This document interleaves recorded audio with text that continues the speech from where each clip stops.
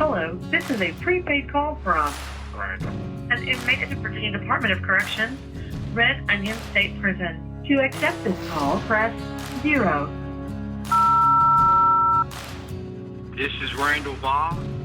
I'm currently serving 1,214 years for capital murder in Red Onion State Prison in the state of Virginia in the USA.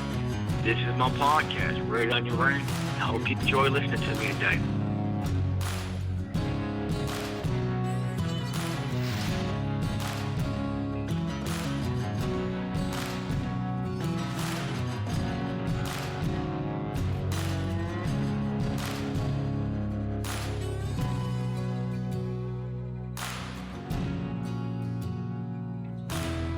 This is Randall Via.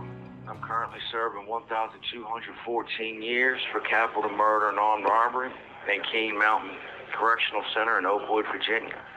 This is my podcast, Red Onion Randy. I have a toll-free number if you would like to call, leave a message, encouragement, ask a question, whatever it may be. The number is 1-888-524-1932. That's in the United States. Anyone outside of the U.S., simply put a plus in front of the 1, and it's the exact same number. I hope to hear from you. Today's episode is going to be in response to some hate mail. Normally, whenever I get hate mail, I just laugh at it. Sometimes I simply nod my head in agreement. I mean, what else can I say when somebody writes in and, says, hey, look, let's not forget this guy is a murderer. Let's not forget that this guy's done some violent stuff in his past. Okay, I can respect that. There's nothing wrong with that. You're simply stating facts. Hard to get upset. And then, you have some that writes in and, blah, blah, blah, whatever. It's irrelevant to me. Most of it I find funny.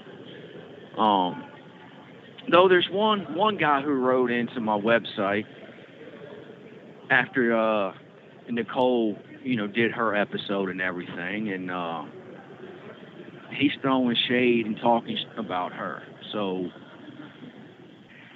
this one's for you, Hoss.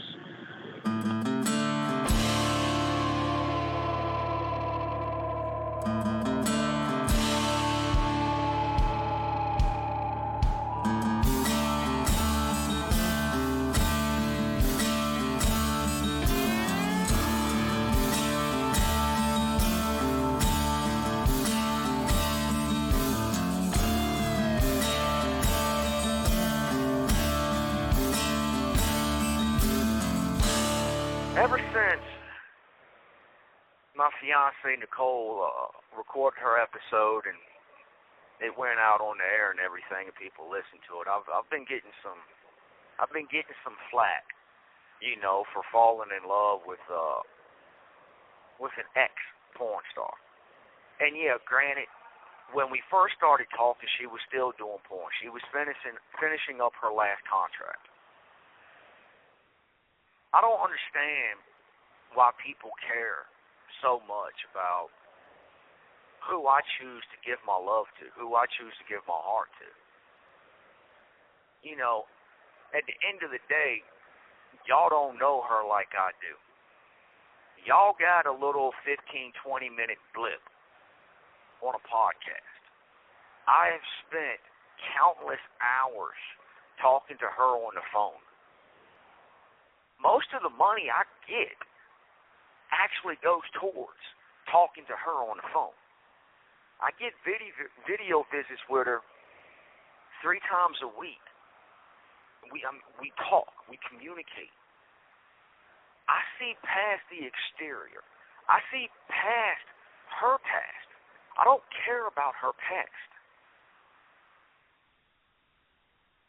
I know the woman she is.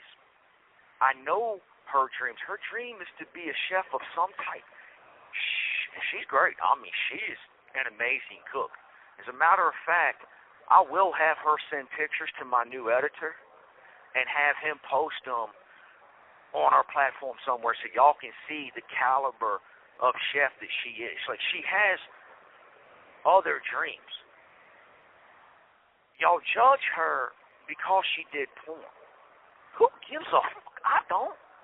I mean, we sit here and we throw stones, and we constantly forget we live in glass houses. We constantly forget that we're made of flesh. We're made of tissue and cells, not steel and stone. Stop judging other people, especially when you don't know her past. You don't know what led her to making the choices that she was forced to make, and a lot of it was forced on her. It's so easy to get caught up in something and see no way out of it. To have no hope, to lose hope. Why do you think when I first came to prison, I was slitting dudes' throats when they pissed me off or they done something they shouldn't have done? Why do you think I was constantly fighting? I am who I am, people. I make no apologies for it. I just do my best to live a better life. Y'all have accepted that of me. Y'all have accepted the fact that I'm no longer the person I used to be. That I no longer make the stupid-ass choices and decisions that I used to do. But yet, because my wife did porn, for some reason y'all are unwilling to forgive her. But at the end of the day, the choices that she made hurt herself.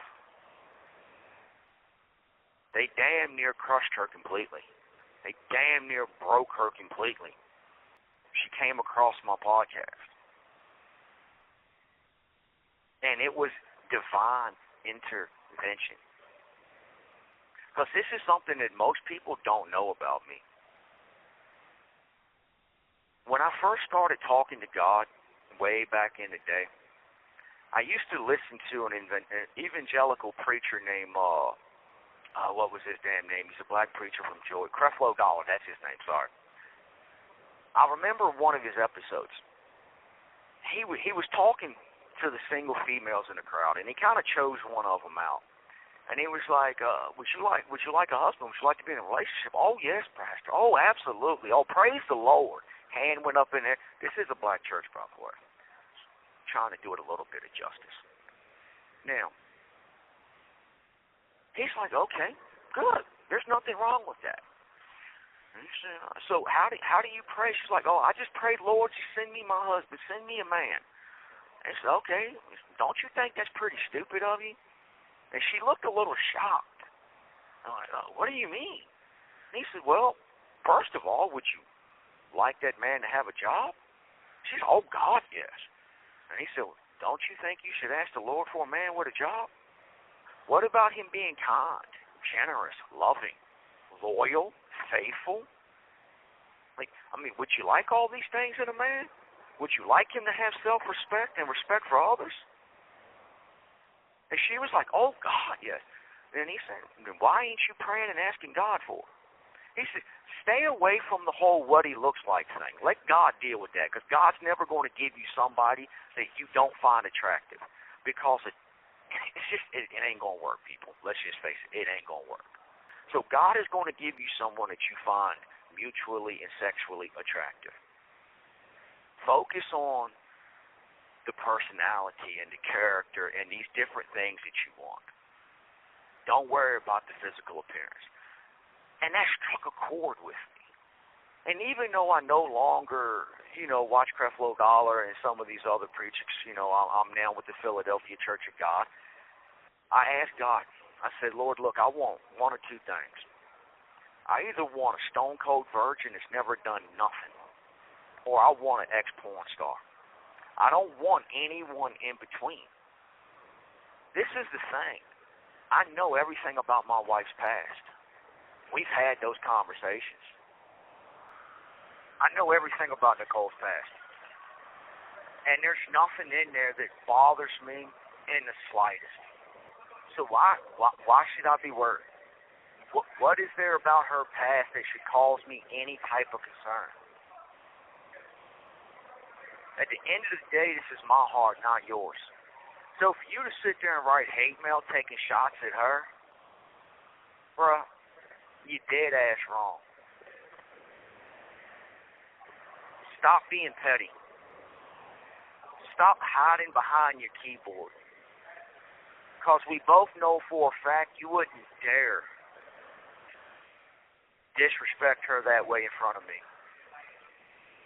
Not that I would do anything over words, unless you really, really cross the line. But we both know you wouldn't do it. So don't do it behind a keyboard. When I say the woman was up front, and she was up front from the get, her very first email to me, she told me what time it was. I didn't care then, I don't care now, because at the end of the day, I got what I asked God for. And man, did God show up and give me better than I ever hoped and dared for. Go on hating, bro. Because out of the two of us, only you're miserable. I'm not. I'm loving life. Bro, I love this woman. This woman makes me happy. She puts a smile on my face. I've never smiled so much in my damn life as I have in the last 2 years. Oh, yeah, by the way, we've been together for 2 years. A little over. It's not like I saw a picture of her and was like, oh, man, I'm in love. No. We talked and we talked and we talked. What I can't wrap my mind around is you say I deserve to be in prison for falling in love with a woman.